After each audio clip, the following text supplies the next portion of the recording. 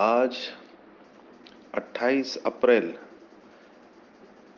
2022 भारत में सद्गुरुवार है। It's Thursday in India. आज की मुरली का जादुई रहस्य स्वयं को प्रेरणा देने के लिए magical secrets of today's Murli for motivating the self. जैसे जैसे ड्रामा इस कल्प का समाप्ति की ओर जा रहा है, हमको ये स्पष्ट दिखाई दे रहा है, अनुभव हो रहा है कि सभी अति में जा रहा है। साकार में बाबा कहते थे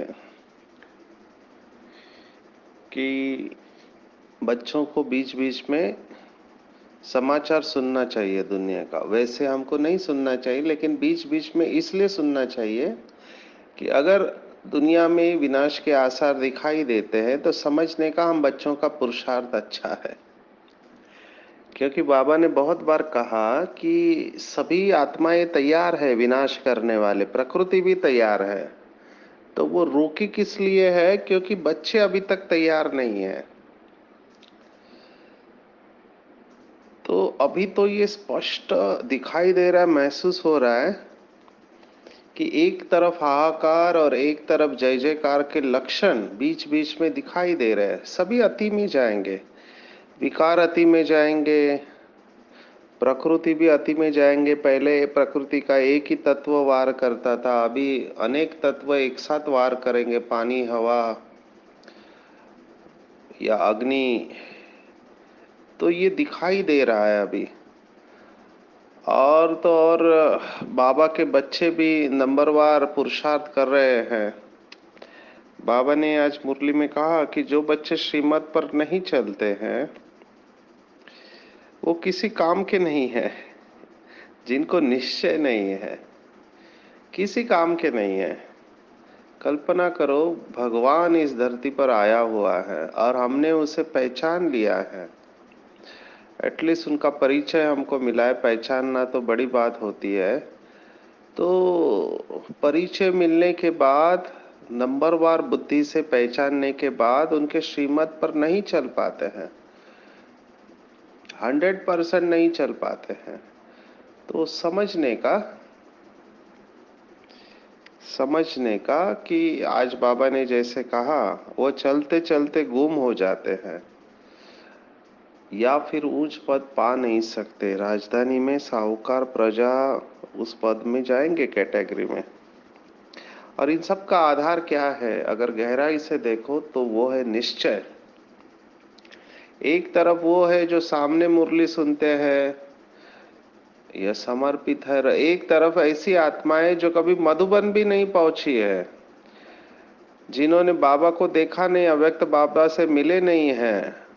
उनकी अवस्था कितनी अच्छी है। बाबा ने बहुत बार मुरलियों में कहा कि जो बांधेली माताएं होते हैं, या जैसे आज के मुरली में बांधेली पुरुष भी होते हैं, उनका योग की अवस्था बहुत अच्छी रहती है क्योंकि उनको रोका जाता है। बाबा को उन्होंने दिव्य बुद्धि से पहचान लिया है और उनके अंदर बहुत तड़प है मधुबन आने की, लेकिन किसी कारणवश अपना ही हिसाब किताब होता है, पहुंच नहीं पाते हैं। लेकिन बाबा से योग बहुत बढ़िया है। बाबा उनको सर्टिफिकेट देता है कि बच्चे, तुम्हारा योग तो समर्पित भाई बहनों से भी अच्छा है। ऐसे बाबा सर्टिफिकेट देता है। और जिनको कोई बंधन नहीं है वो आराम से चल रहे, अलबेले हुए हैं। तो ये भी ड्रामा प्लान अनुसार हो रहा है। पर इन सब का आधार क्या है? निश्चय। निश्चय वैसे शब्द दिखाई देता छोटा है, लेकिन बहुत बड़ा शब्द है। निश्चय के आधार पर सब कुछ है। सभी स्क्रिप्चर्स निश्चय के ऊपर लिखे हुए हैं। भगवत गीता में संशय बुद्धि विनश्यन्ति कहा है, या तो निश्चय है या तो संशय है। और बाइबल में भी लिखा है कि faith can move the mountains. Faith के ऊपर कहते हैं क्रिश्चियनिटी में, faith can move the mountains. माना जिनको निश्चय है परमात्मा के ऊपर, वो पहाड़ को भी हिला सकते हैं। अभी पहाड़ को हिला के मिलेगा क्या? वैसे एक भारत में एक व्यक्ति ने करके दिखाया। माना मानना पड़ेगा उस आत्मा को, और प्यार की शक्ति के आधार पर उसने करके दिखाया। उसके ऊपर मूवी भी बनाया अभी मांझी करके, कि वो जिस गांव में रहता था तो उस गांव से दूसरे गांव में जाने के लिए बहुत तकलीफ होती थी। और उनकी लौकिक पत्नी भी, जब उनको जरूरत थी हॉस्पिटल ले जाने के लिए, वो पहाड़ को क्रॉस करना उनके लिए मुश्किल हो जाता है और उसमें उसका शरीर छूट जाता है। तो ये व्यक्ति कसम खाता है कि पहाड़ के वजह से हमको इतना दुख है, उस पहाड़ को मैं ही खोद दूंगा, माना उसमें से रास्ता बनाऊंगा। तो लोग उसे पागल कहते थे। एक व्यक्ति, ना सरकार पहुंच रही है ना कुछ, लेकिन उसने दृढ़ निश्चय किया था। तो सालों साल गर्मी ठंडी बारिश सब कुछ छोड़ के वो अकेला ही पूरे पहाड़ को खोदता चला गया, और आखिर में उसने वो काम कर दिया जो गवर्नमेंट भी कर नहीं पाए, कि उसने पहाड़ में से रास्ता निकाला और दिल्ली पहुंच गया प्राइम मिनिस्टर के पास। तो उसका सत्कार वगैरह किया कि एक व्यक्ति इतना कर सकता है। ऐसे ही आसाम में, बंगाल के पास एक व्यक्ति, आप इनको देख सकते हैं, इनका चरित्र पढ़ सकते हैं, बहुत मोटिवेशनल है, जादव करके। तो इस व्यक्ति ने अकेले ने पूरा जंगल खड़ा कर दिया, क्योंकि पेड़ों से लगाव था। एक व्यक्ति पूरा जंगल खड़ा कर देता है, हजारों वृक्ष इसने लगा दिए। तो धरती का कितना सम्मान किया इसने, तो उसको पद्मश्री अवार्ड मिला। तो एक व्यक्ति क्या नहीं कर सकता है, सिर्फ अंदर से, अंग्रेजी में हम ऐसे कहते हैं, फायर इन द बेली होना चाहिए। Fire in the belly, passion होना चाहिए। पैशन माना उस चीज के लिए मरने को तैयार होना चाहिए।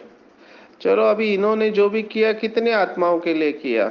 वो मांझी ने किया, वो अपने गांव वालों के लिए किया, इस व्यक्ति ने कुछ लोगों का कल्याण किया। लेकिन हम तो पूरे विश्व का कल्याण करने के लिए तैयार है ना। हमको बाबा विश्व के लिए तैयार कर रहा है, तो हमारे अंदर कितना फायर इन द बेली चाहिए।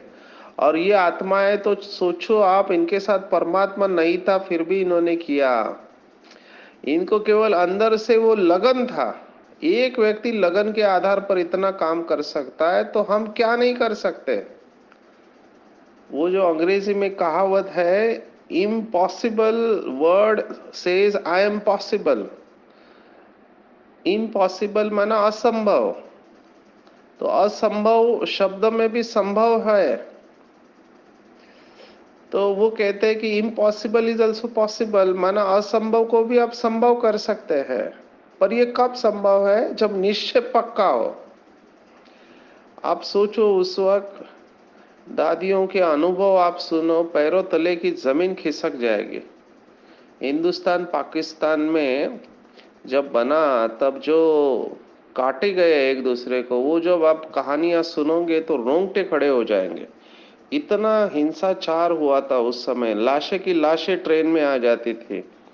आप वो सीन भी देख नहीं पाएंगे, कुछ मूवीज में दिखाया हुआ है वो सीन, देख नहीं पाएंगे आप।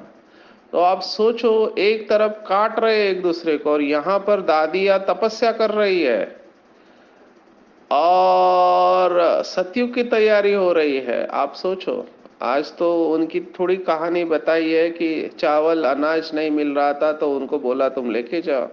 तो ये जो कहावत है, मिरुआ मौत मलू का शिकार, या जो कहानियां है, बिल्ली के पुंगरे आग में भी सुरक्षित रहे, पर ये किसके लिए होगा?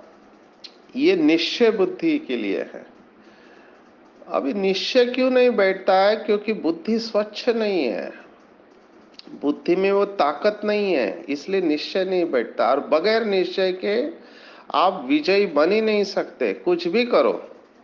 इसलिए निश्चय को डबल अंडरलाइन करना चाहिए।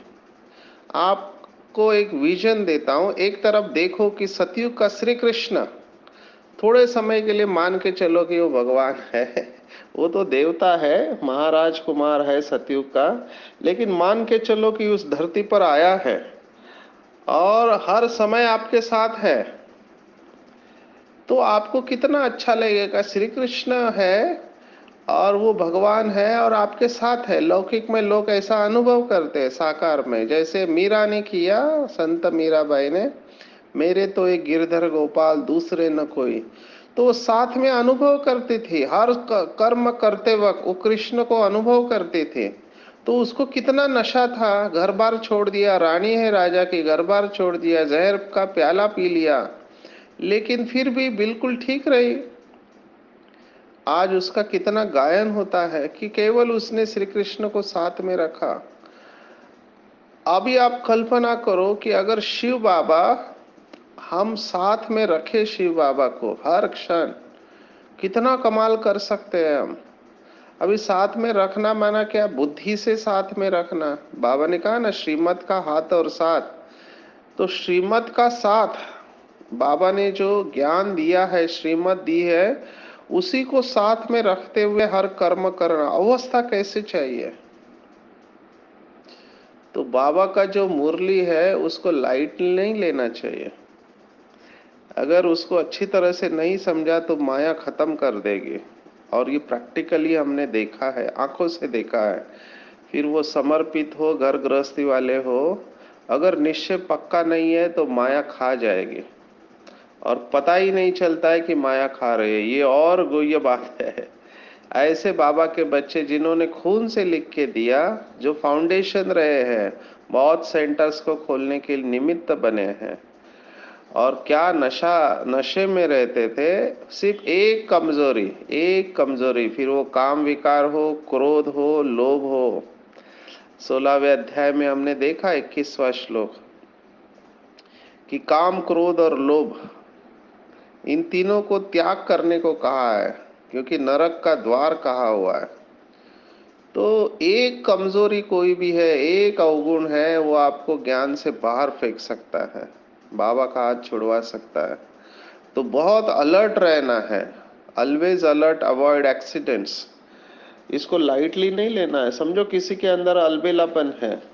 दो शब्द है, आलस्य और अलबेलापन। आलस्य फिजिकल होता है, शारीरिक, और अलबेलापन मानसिक होता है कि हम तो है ही बाबा के, हमने तो बाबा को पहचान लिया है ना, हम नहीं बनेंगे तो कौन बनेंगे। ये भी एक रॉयल है, रॉयल माया है।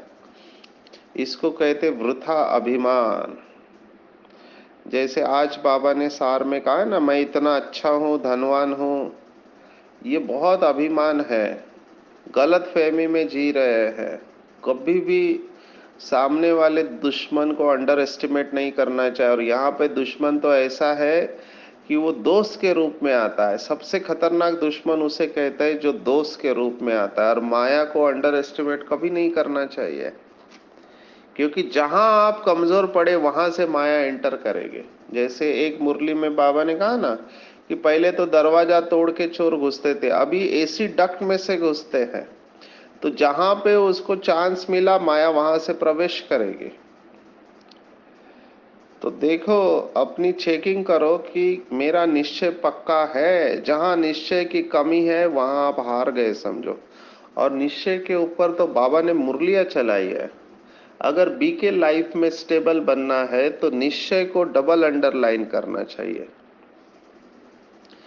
देखो, अपना गीत है एक बहुत अच्छा, लिखने वाले का भी कमाल है। बाबा के बच्चन ने, बाबा ने ही लिखवाया होगा उनके द्वारा। उसमें एक लाइन आती है, निश्चय ने निश्चिंत बनाया, निश्चित विजय हमारी। अभी कितना सुंदर ये शब्द है, 3 शब्द उन्होंने दिए है, और ये भी मुरली के ही है शब्द, कि जहां निश्चय है वहां निश्चिंत है, वहां कोई भी चिंता नहीं है, और निश्चित विजय है उनकी।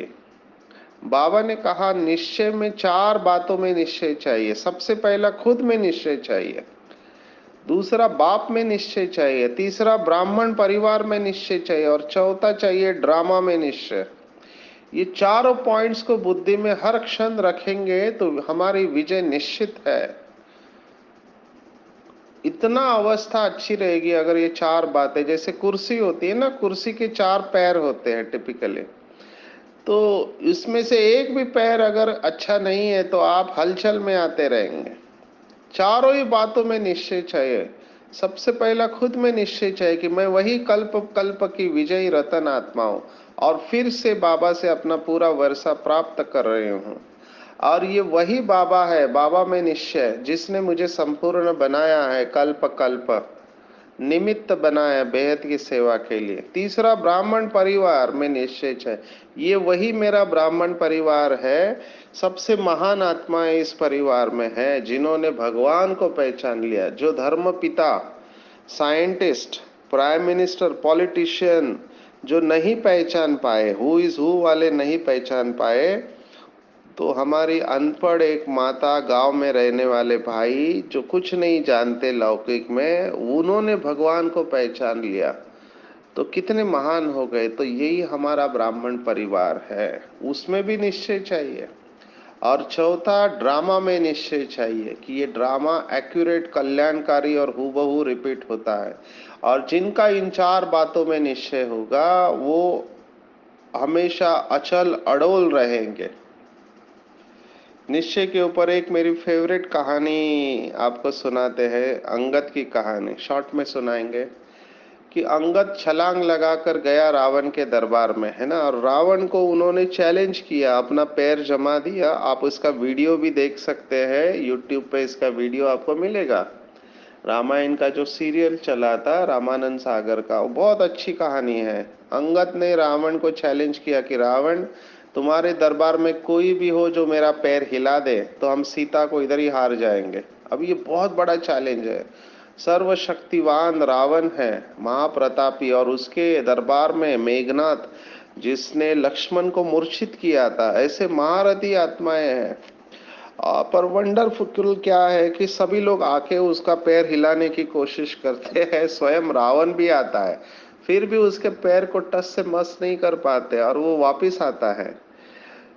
तो वापिस आने के बाद उसके जो मित्र होते हैं बंदर सेना, वो उसको पूछते कि अंगद तूने ऐसी हिम्मत कैसे की, समझो गलती से तुम्हारा पैर थोड़ा भी हिल जाता तो हम तो सीता को हार चुके होते, हम घर बार छोड़ के युद्ध के लिए आए हैं।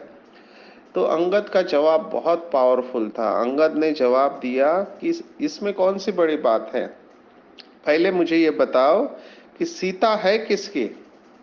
तो सभी ने कहा इसमें क्या पूछना, सीता तो राम की है।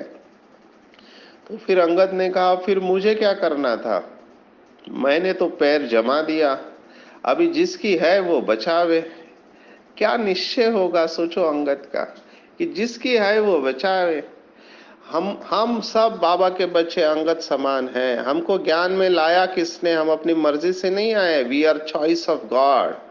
भगवान ने हमको चुना है, ये वही मेरा कल्प पहले वाला कल्प कल्प का विजयी रतन बचा है। तो बाबा ने हमको ज्ञान में लाया ना, तो लाया तो जिम्मेवारी किसकी हुई, जिम्मेवारी बाबा की है। हमारी जिम्मेवारी है श्रीमत पर चलना। बाबा ने लाया है, यहाँ तक पहुंचाया है, आगे भी बाबा हमको पहुंचाएगा संपूर्ण अवस्था तक। तब तक हमको बाबा के साथ सच्चा रहना है, कोई भी बात छिपानी नहीं है, बाबा को सब कुछ सच सच बता देना है, तो हम संपूर्ण अवस्था तक पहुंच जाएंगे, है ना। हर बात को उल्टा सुल्टा लिया जा सकता है, इससे अलबेले भी बन सकते हैं कि बाबा ने लाया है, हम नहीं बनेंगे तो कौन बनेंगे, हमने सब कुछ बाबा को दे दिया। रॉन्ग, उल्टा नहीं उठाना है, सुल्टा उठाना है। निश्चय के फाउंडेशन को पक्का करना है। Charity begins at home.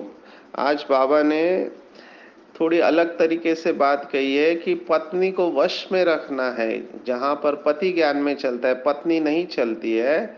तो ये प्रैक्टिकल सचिन भाई ने देखा है। एक भाई हमारे पास, कितना नशा उस आत्मा को, एक बच्चा हो गया तभी ज्ञान में आया, तो उसने अपने पत्नी को कहा अभी हम कुछ नहीं कहेंगे, हम पवित्र रहेंगे, और वो अकेला ज्ञान में। तो पत्नी ने कहा मुझे कम से कम एक और बच्चा चाहिए, फिर आपको जो करना है करो। उसने कहा नहीं हो सकता, भगवान आया है और उसने पवित्रता की राखी बांधी है। वो बहुत उदास हो गई पत्नी, क्योंकि उसको बच्चा चाहिए था और इसने मना कर दिया, लेकिन ये डट कर खड़ा रहा और आज ऐसा है कि उनका पूरा परिवार ज्ञान में पक्का चल रहा है। तो उसने अपनी पत्नी को समझाया ना भू भू करके। तो आज देखो, और अभी भी उसकी आत्मा को मैं देख रहा हूँ, शुरू से अभी तक बिल्कुल नशे में पक्के चल रहे हैं। इतना नशा उस आत्मा को है। तो ये निश्चय का फाउंडेशन है। तो हम सबको अपने निश्चय का फाउंडेशन पक्का करना है। और चैरिटी बिगिंस एट होम।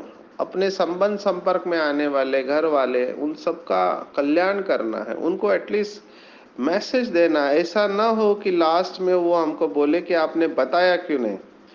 क्योंकि लास्ट में ये सब आत्माएं हमको उलाहना देंगे कि हम तो गलत थे, लेकिन आप हमको बोलते तो हम ज्ञान में आ पड़ते थे। ठीक है ना।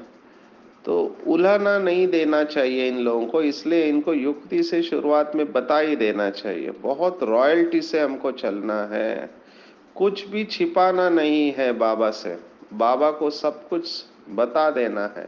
नाउ इट इज पॉसिबल कि हम सब में कोई ना कोई अवगुण होता है, लेकिन अगर सच्ची दिल से अगर हम बाबा को दे देते हैं, जो बाबा मुरलियों में कहता है ना, दे दान तो छूटे ग्रहण, सच्ची दिल से महसूसता के साथ, तो महसूसता से परिवर्तन होता है। तो इसके लिए बहुत देही अभिमानी अवस्था चाहिए। मियाँ मिट्ठू नहीं बनना है, जैसे कई लोग मियाँ मिट्ठू बनते हैं। मेरी अवस्था तो बहुत अच्छी है ना, जैसे आज कहा मैं धनवान हूँ वगैरह वगैरह। तो ऐसे लोग फंस सकते हैं।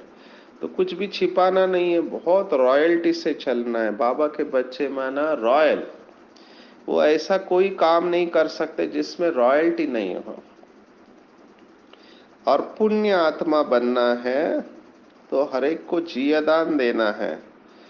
जो कट चढ़ी हुई है उसको उतारना है। इसलिए जैसे अनुभव से कह रहे हैं आपको कि जैसे हम आगे बढ़ते जाते ईश्वरीय ज्ञान में, अनुभव ये कहता है कि हम साइलेंस में चले जाते हैं। ऑटोमेटिकली ऑटोमेटिकली हम साइलेंस में जाएंगे, क्योंकि बाप समान साक्षी की अवस्था पर आ जाते हैं और देखते हैं कि हर आत्मा इस ड्रामा में अपना एक्यूरेट पार्ट प्ले कर रही है। और मुझे कुछ लेना देना नहीं है किसी से, मुझे केवल संपूर्ण अवस्था में रहना है। तो जब ये संपूर्ण अवस्था में हम रहते हैं बाप समान, तो अनुभव ये कहता है कि सब बातें ऑटोमेटिक होने लगती है, सब विघ्न समाप्त हो जाते हैं। आप कल्पना करो, शास्त्रों में जो कहानी है ना कि कृष्ण की कि उसको 7 तालों के अंदर रखा था, सब दरवाजे खुल गए। वो पानी में बाढ़ भी आया, नदी में वो पानी भी कम हो गया और उसको जहाँ पहुंचना था वहां पहुंच गया। तो ये बाबा के बच्चों का गायन है। कोई कितना भी बांध कर रखे, फिर भी ये सब विघ्न समाप्त हो जाएंगे अगर हम संपूर्ण अवस्था में बाबा की याद में रहेंगे और पास विद ऑनर बन जाएंगे। ये बाबा का बहुत सुंदर कमाल है। ये पास शब्द के ऊपर बाबा ने जो कोटि की है कि पास विद ऑनर कौन बनते हैं। तो पहले तो बाबा ने कहा कि स्नेह में सभी बाबा के बच्चे नंबर 1 है। भले ज्ञान योग और धारणा में यथाशक्ति है, लेकिन स्नेह में नंबर 1 है। ऐसा एक भी बाबा का बच्चा नहीं जिसका बाबा से प्यार नहीं। लेकिन बाबा ने कहा जैसे स्नेह में सभी पास है, तो उस स्नेह की गहराई में जाओ। और स्नेह की गहराई क्या है कि स्नेह में जैसे पास है, तो स्नेह का अर्थ ही है पास रहना, पास होना और हर परिस्थिति को पास करना। तो इसमें एक शब्द अगर आप पकड़ के चलो कि पास रहना है, पास पास माना बाबा के साथ रहना है, तो पास रहेंगे तो हर परिस्थिति को पास कर पाएंगे और पास विद ऑनर बन जाएंगे। तो इसमें अभ्यास एक ही है कि पास रहना। देखो, पहले भी सुनाया था कि भक्ति मार्ग में महाराष्ट्र में एक संत होके गए, उन्होंने कहा कि जो घड़ी परमात्मा के याद के बगैर गई, वो घड़ी मैंने वेस्ट कर ली। अभी भक्त गण भी इतने स्मृति स्वरूप है कि एक सेकंड भी वो भगवान को भूलना नहीं चाहते, अपने को दास समझते हैं। तो भक्त इतने स्मृति स्वरूप है, तो जिन इष्ट देव की याद में वो रहते, वो कितने स्मृति स्वरूप होनी चाहिए। एक सेकंड भी बाबा से दूर नहीं होना चाहिए, एक सेकंड। और दिन भर में जो जागृत अवस्था में बाबा की याद में रहते, उनके स्वप्न में भी बाबा ऑटोमेटिकली आ जाता है। अनुभव से आपको ये बात सुना रहे हैं कि स्वप्न में बाबा के साथ हम सेवा पर जाते हैं, सत्युग की सीन सिनेरिया दिखाई देती है, क्योंकि स्वप्न का आधार है साकार जीवन। और आपको मैं फिर से कह रहा हूं, सचमुच में बाबा के साथ में इतना सुख है, इतना सुख है कि आप ऑटोमेटिकली पुरानी दुनिया से न्यारे हो जाएंगे। किसी को श्रापित नहीं करेंगे, किसी को मन वचन कर्म से दुखी नहीं दे सकते, क्योंकि अंदर जो होगा वही बाहर निकलेगा। क्योंकि बाबा के साथ में इतना सुख है, इतना सुख है, इतना सुख है कि ऑटोमेटिकली जो बाबा मुरली में कहा था, एक मुरली में, कि जब हलवा तैयार होता है तो किनारे छोड़ देता है। जो किचन में सेवा करते हैं उनको पता है कि जब हलवा तैयार होता है किनारे छोड़ देता है, माना उसके सब सहारे वो छोड़ देगा जिसको उसने सहारा बनाया था, और एक अविनाशी सहारा शिव बाबा है। इतना नशे में रहेगा। और ऐसे आत्माएं डेफिनेटली पास विद ऑनर बनते हैं, और दूसरे भी उनको स्वीकार करेंगे। वो तो मियाँ मिट्ठू नहीं होंगे, वो तो बाबा के साथ ईश्वरीय नशे में रहेंगे, तो दूसरे उनको ऑटोमेटिकली स्वीकार करेंगे। और ये आत्माएं माया और प्रकृति के तूफानों में सेफ रहेंगे, दिल तख्त नशीन बन जाएंगे। तो चेक करना है आज के दिन पूरा कि क्या मेरा निश्चय का फाउंडेशन पक्का है। क्या मुझको खुद में डाउट आता है कि नहीं नहीं मैं चलूंगी या नहीं चलूंगी, ये संस्कार इतना पुराना हो गया। रॉन्ग। अपने को नशे में लेकर जाना है कि मैं वही कल्प कल्प की विजयी रतन आत्मा हूँ। हर कल्प मैंने संपूर्ण विजय प्राप्त किया है, पास विद ऑनर बनी और फिर से बन रही हूँ। ये वही ब्राह्मण परिवार है जिससे मुझे दुआएं मिली है। सबकी दुआएं लेते हुए आगे बढ़ना है, सबको दुआएं देते हुए आगे बढ़ना है। इस निश्चय को पक्का करेंगे तो ऑटोमेटिकली विजय माला का मन का बन जाएंगे। तो अपने में, ब्राह्मण परिवार में, ड्रामा में और बाप में पूरा पक्का निश्चय रखना है, और आपको अपने आप को ईश्वरीय नशे में लेकर जाना है। जितना नशे में रहेंगे उतना बाबा की मदद मिलेगी, उतनी अवस्था श्रेष्ठ रहेगी और ऊंच पद प्राप्त कर सकते हैं। तो अपने आप को बिल्कुल हल्का छोड़ देंगे, अपने आप को बिल्कुल हल्का छोड़ देंगे। सिर से लेकर पाँव के अंगूठे तक देखना है मेरा संपूर्ण शरीर हल्का होता जा रहा है, शांत और रिलैक्स। ध्यान दो आंखों के बीच में। महसूस करेंगे कि मैं इस शरीर से भिन्न चैतन्य शक्ति हूँ, कल्प कल्प की विजयी रतन आत्मा हूँ। सर्वशक्तिवान शिव बाबा से सर्व शक्तियां मेरे अंदर प्रवेश करते जा रही हैं। मैं सर्वशक्तिवान की संतान, मास्टर सर्वशक्तिवान हूँ। मुझे महसूस हो रहा है कि मैं कल्प कल्प की विजयी रतन हूँ। अभी शरीर छोड़कर हमें वापस घर जाना है। हमें सिखाने वाला स्वयं शिव बाबा है। जो भी आत्मा मेरे संबंध संपर्क में आती है उन सबको मैं बाबा का यथार्थ युक्ति युक्त परिचय दे रही हूँ। बाबा के पास हूँ और हर परिस्थिति को पास करने में पास विद ऑनर होने वाली मैं महान आत्मा हूँ। मैंने बाबा को सब कुछ सच सच बता दिया है, बाबा से कुछ भी छिपाया नहीं है। बहुत रॉयल्टी और समझदारी से चलने वाली मैं महान आत्मा हूँ। बाबा की याद में रहते रहते मुझ आत्मा पर चढ़ी हुई झंग उतर रही है।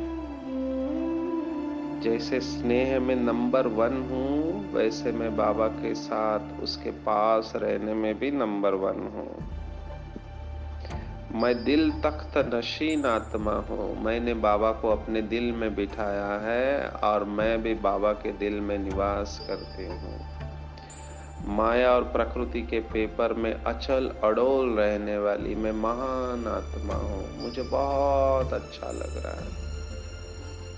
मैं ईश्वरीय नशे में स्थित हूँ। ओम शांति शांति शांति। सर्वशक्तिवान बाप हमेशा मेरे साथ है। उसका वरदानी हाथ मेरे सिर के ऊपर है। बाबा मुझे दृष्टि दे रहा है और कह रहा है, बच्चे तुम कल्प कल्प के विजयी रतन हो। तुमने कल्प कल्प माया और प्रकृति के ऊपर विजय प्राप्त किए। अनेक आत्माओं का और प्रकृति का कल्याण करने के तुम निमित्त बने हो।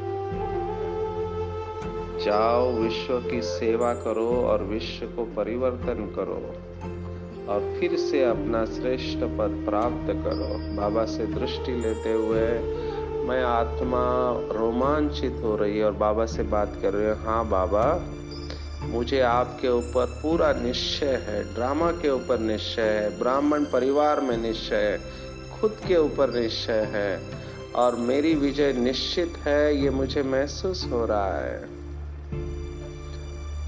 शुक्रिया बाबा, शुक्रिया मेरा बाबा, मीठा बाबा, प्यारा बाबा, दुलारा बाबा, सच्चा बाबा और अच्छा बाबा, दयालु बाबा, कृपालु बाबा, वाह बाबा, शुक्रिया बाबा, शुक्रिया। अच्छा, ओम शांति।